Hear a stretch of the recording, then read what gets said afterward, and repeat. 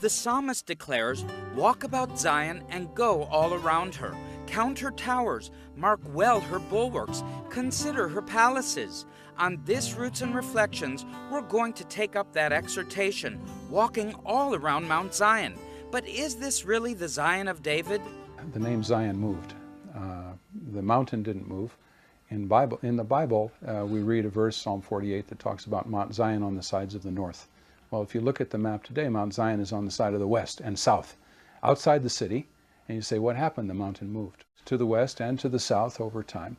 And that's what we have as Mount Zion today. You know, the Mount Zion typifies, you know, the place and the area where God is going to pour out His Spirit and fill, again, the sons of Greece, those who believe His word, and touch, again, the entire nation, as well as the world, the nations of the world.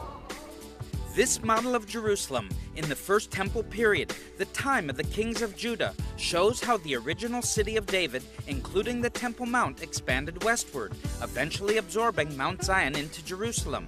3 millennia later, in 1948, the reborn state of Israel was fighting for its survival, with battles raging in the very city chosen by King David as capital. After a long siege, the Jewish quarter fell to the Jordanian Arab Legion. Jews were again forced to flee synagogues and homes where they had lived for centuries. However, in a counterattack on May 18, 1948, the Harel Brigade of the Palmach at least succeeded in taking Mount Zion, which for the next 2 decades served as Israel's front line next to the Old City. This position was precariously separated from West Jerusalem by the steep valley of Gehenna. Look at this. This is a hand-cranked, tough to move invention of Uriel Hefetz, who was an Israeli soldier in the engineering corps during the War of Independence in 1948. In fact, this cable car went the length of 200 meters to Mount Zion, rising 50 meters above the Ben Hinnom Valley, and was lowered during the day so the Arab Legion armies couldn't see it, but by night it was fully put in use to evacuate the wounded soldiers and people, as well as sending food supplies, medical supplies, and of course ammunition to fight for Israel's survival. This was one incredible invention by one incredible man, and it was only revealed to the public in 1972, up to Mount Zion. The Cable Car Museum is well worth a visit on the way to Mount Zion. The actual gondola car remains suspended above the valley floor as a memorial of aspirations to return to the Jewish quarter. Since the cable car is no longer running, the way across is on foot with a detour down the valley. Coming out of the sewers of the Gehenna Valley, this was a pretty stinky place considering a lot of bad things went on here. 3,000 years ago, this was the garbage dump of Jerusalem. This valley is associated with fire. It is synonymous with the word hell, or Gehinnom in Hebrew. This valley is associated with abomination and child sacrifice. As parents offered their innocent children and babies to the ancient fire rituals, worshiping the pagan idol Moloch, they eased their seared consciences, thinking they were doing a good deed. The abominable high place in the valley of Gehenna was called Tophet, which suggests in Hebrew a place of drums, which were beaten to drown out the screams of infants burned to Moloch. The smoke of blazing pyres rose above Gehenna. Thankfully, the righteous King Josiah ended the practice of baby sacrifice, and he defiled Tophet, which is in the valley of the son of Hinnom, that no man might make his son or his daughter pass through the fire to Moloch. Jeremiah later prophesied that the place would be used as a cemetery. The secret passage to a Keldama, 4 fingers in the holes of the rock.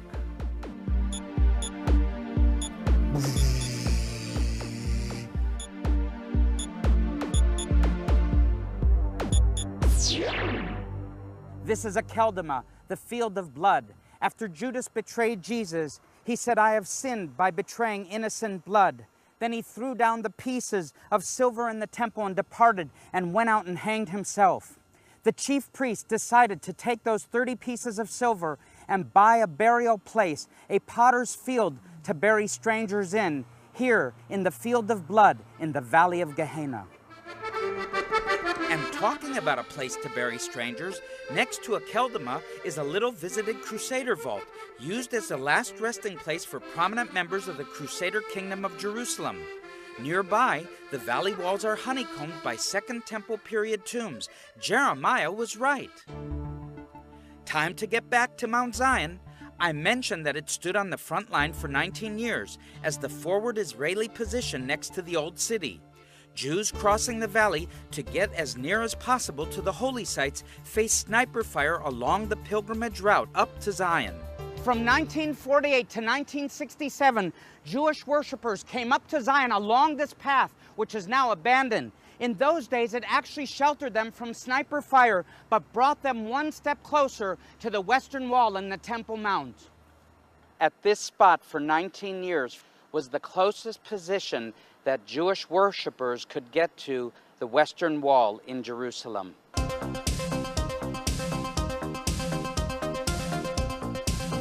Roots and Reflections is a program created to bring you the Bible, culture, and education from Israel. It is our desire to build you up in your faith, to bring you hope both now and in the future, and to share God's love with all of you. Call the number on your screen and partner with us as we seek to share the good news from Jerusalem to the ends of the earth. The area of Mount Zion has changed a lot in 2,000 years, yet one practice carried on today as then is visiting the tomb of King David. Accessible through the courtyard of a yeshiva and synagogue, it is marked by a dark tombstone covered in velvet cloth. 20 centuries ago, it was different.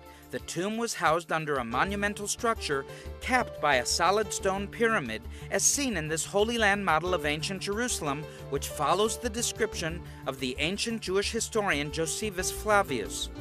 David's tomb was probably comparable in size and shape to these Second Temple period tombs in the Kidron Valley, known as the Tomb of Zechariah and the Monument of Absalom.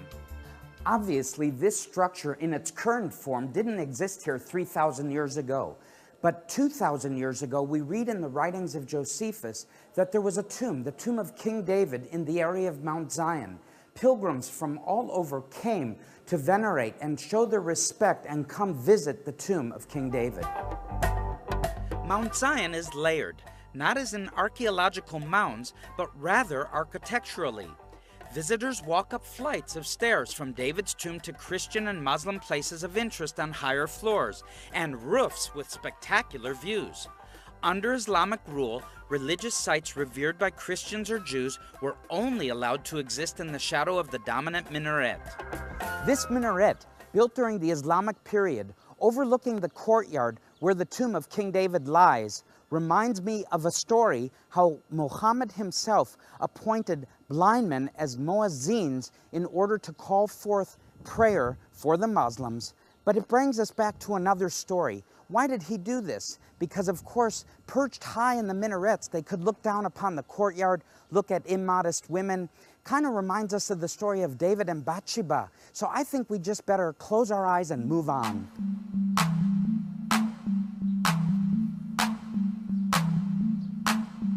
On the rooftop above King David's tomb, behind me is the King David Hotel.